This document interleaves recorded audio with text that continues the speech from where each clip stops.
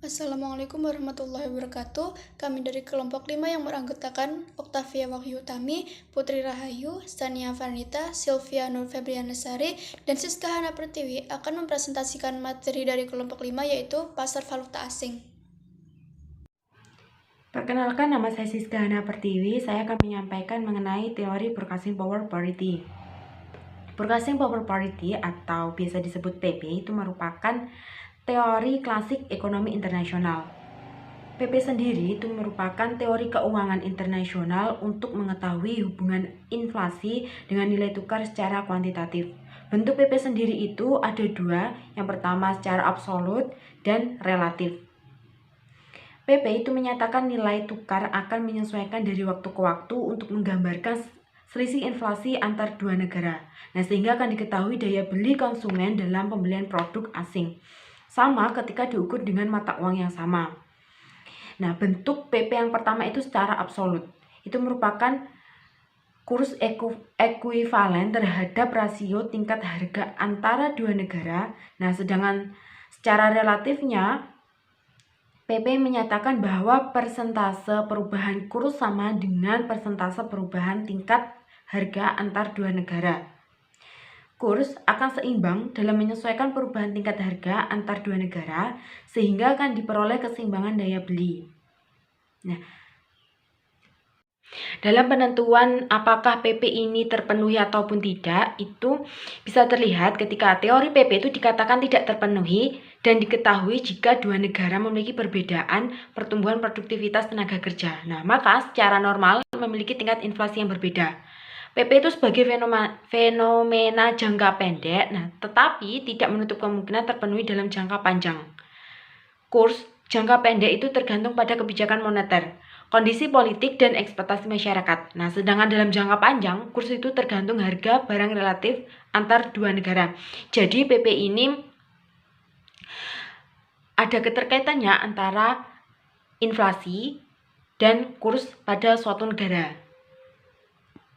Di sini saya akan melanjutkan penjelasan dari Mbak Siska, di mana saya akan menjelaskan pasar euro dolar. Pasar e-currency disebut euro dolar. Ini berawal pada tahun 1950-an. Ketika itu Eropa Tengah dan Eropa Timur yang dikendalikan oleh komunis membutuhkan dolar untuk mendanai perdagangan internasional mereka. Nah, akan tetapi adanya ketakutan bila pemerintah Amerika Serikat menyita maupun memblokir simpanan dolar mereka di Bank Amerika Serikat untuk alasan politik. Nah, maka pemerintah komunis memecahkan permasalahan dengan memakai bank Eropa yang tersedia. Di mana di sini Bank Eropa bersedia melahirkan akun dolar untuk mereka. Nah, maka dari hal ini muncullah euro dolar, dolar Amerika Serikat yang didepositkan dalam akun Bank Eropa. Nah, euro dolar ini diciptakan ketika simpanan di Amerika Serikat ditransfer melalui bank di luar negeri dan disimpan dalam bentuk dolar. Nah, dari 90% deposito euro dolar, yaitu deposito berjangka, lebih dari separuhnya sertifikat deposito dengan jangka waktu jatuh tempo 1 bulan atau bisa lebih. Nah, jumlah dari euro dolar yang beredar sekitar 5,2 triliun dolar Amerika. Nah, ini membuat pasar euro dolar salah satu pasar keuangan paling penting dalam perekonomian dunia.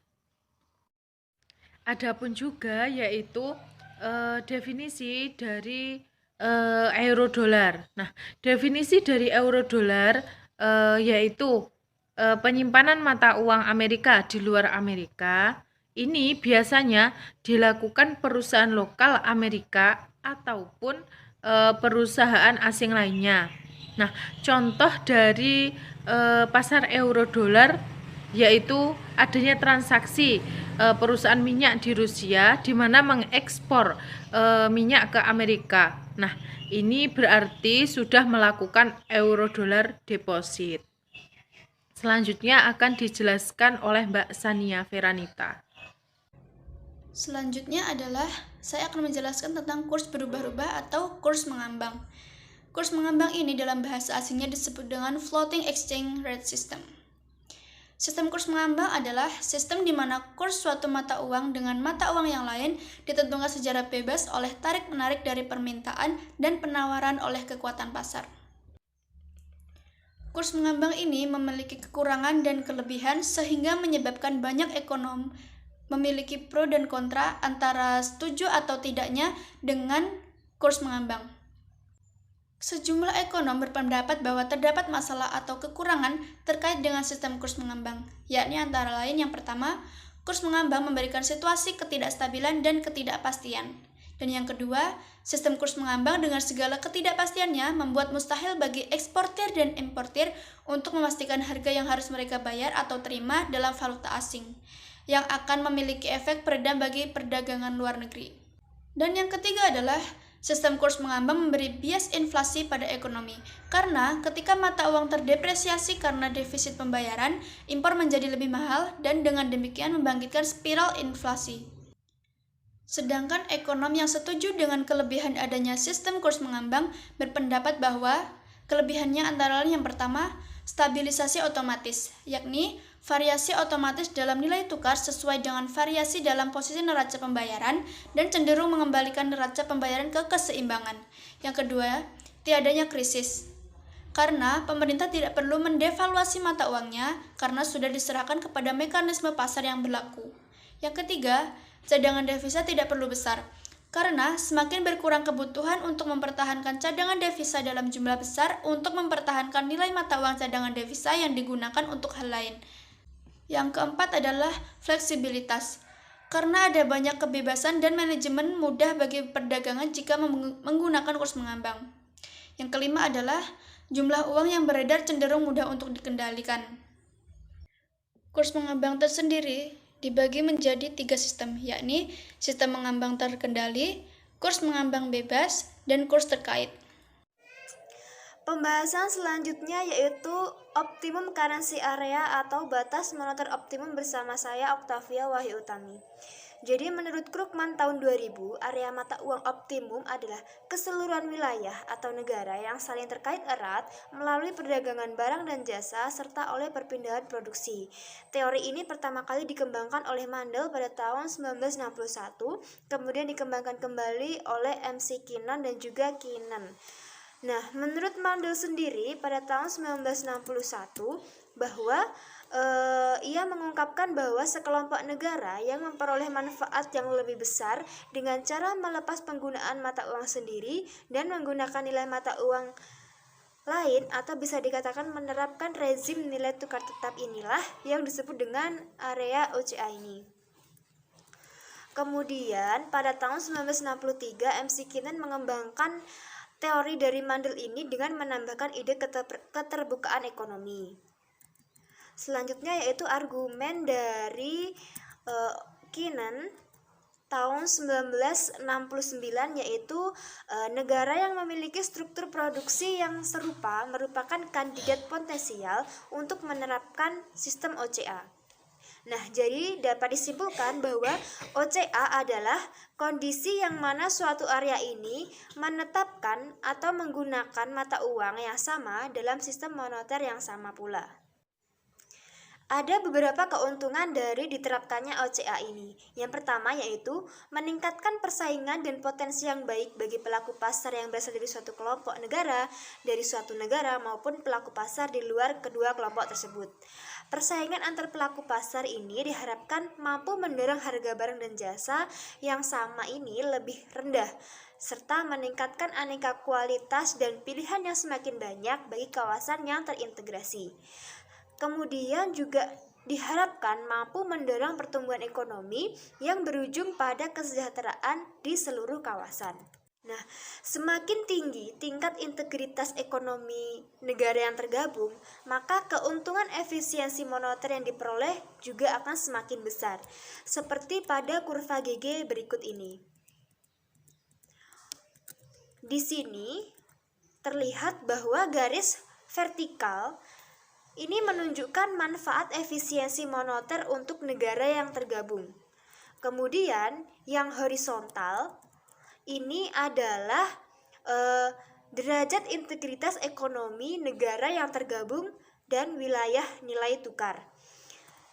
Nah, dapat dilihat bahwa kurva ini membentuk kecenderungan ke arah positif ataupun naik. Artinya, semakin banyak negara yang tergabung ataupun semakin banyaknya integritas negara yang tergabung dalam sistem OCA, maka manfaat efisiensi moneter untuk negara yang tergabung ini akan semakin tinggi. Jadi keduanya memiliki hubungan ketika derajat integritas ekonomi negara ini semakin besar, maka manfaat efisiensi moneter yang akan diperoleh oleh negara yang tergabung juga akan semakin besar. Baik, di sini saya akan melanjutkan poin yaitu manfaat utama membentuk optimum currency area. Jadi, manfaat yang lebih besar ini dapat terjadi karena berbagai hal, misalnya yang signifikan transaksi perdagangan internal anggota optimum currency area. Nah, mobilitas faktor produksi yang tinggi, korelasi siklus bisnis, dan sebagainya. Dalam kondisi ini, manfaat yang diperoleh dengan tetap menggunakan mata uang sendiri. Jadi lebih kecil dari manfaat yang diperoleh dari penyatuan mata uang atau berupa biaya yang rendah, stabilitas dan kredibilitas kebijakan. Poin selanjutnya yaitu kerugian optimum currency area. Kerugian ini muncul karena adanya suatu negara yang bergabung dengan suatu area pembakuan kurs tidak mampu untuk memanfaatkan kebijakan moneter, dan kurs baku itu dapat menstabilkan output dan menciptakan lapangan kerja.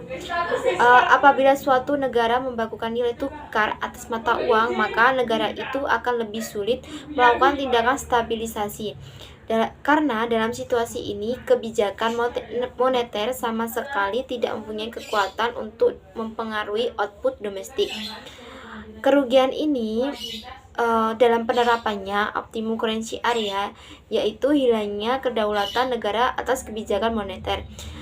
Artinya, hilangnya kemampuan untuk memanipulasi nilai tukar nominal sebagai instrumen ekonomi makro, dan terdapat ketidakmampuan untuk melaksanakan kebijakan moneter yang independen. Poin yang terakhir yaitu persyaratan pembentukan optimum currency area. Yang pertama itu ada extent of trade, yaitu semakin tinggi negara anggota melakukan perdagangan antar negara anggota, maka akan semakin tinggi tingkat stabilitas nilai tukar yang akan didapatnya. Nah, ketika partner dagang yang akan memberlakukan nilai tukar yang mengembang ketidakpastian akan pergerakan nilai tukar akan mengakibatkan dampak yang merugikan dalam perdagangan barang, jasa, dan modal. Persyaratan yang kedua yaitu simetri dari kegiatan ekonomi, yaitu salah satu objek dari kebijakan ekonomi makro untuk menjaga keseimbangan ekonomi internal, yaitu menjaga perekonomian dalam keadaan full employment dan inflasi mendekati nol. Untuk mencapai tujuan dari objek kebijakan ekonomi makro tersebut dibutuhkan untuk kebijakan moneter yang kontraktif.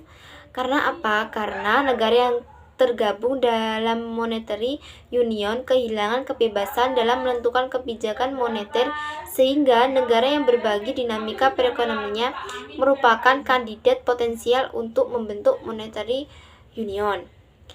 Persyaratan yang ketiga yaitu karakteristik negara. Karakteristik negara itu semakin perekonomiannya terbuka, maka penggunaan fixed exchange rates lebih menguntungkan dibandingkan flexible exchange rate. Nah, flexible exchange rate itu cocok untuk diterapkan negara dengan perekonomian tertutup. Selanjutnya, persyaratan yang terakhir itu ada faktor mobilitas dan fleksibilitas upah. Maksudnya, biaya utama dari yang menerapkan currency union adalah hilangnya kedaulatan dalam menerapkan kebijakan moneter untuk mengatasi siklus bisnis dalam perekonomiannya. Nah, ketika upah dan mobilitas tenaga kerja itu terbatas dengan negara yang menerapkan optimum currency area, maka akan lebih sulit untuk mengatur pergerakan permintaan yang dibandingkan dengan negara yang mempertahankan mata uang mereka sendiri, sehingga yang nantinya akan dapat mendevalue mata uang negara mereka. Nah, oleh karena itu, salah satu kondisi terpenting untuk menetapkan optimum currency area negara yang akan berpengaruh terhadap shock asymmetry membutuhkan fleksibilitas pasar tenaga kerja yang substansial. Sekian materi yang kelompok kami dapat sampaikan. Apabila ada kurang lebihnya mohon maaf. Wassalamualaikum warahmatullahi wabarakatuh.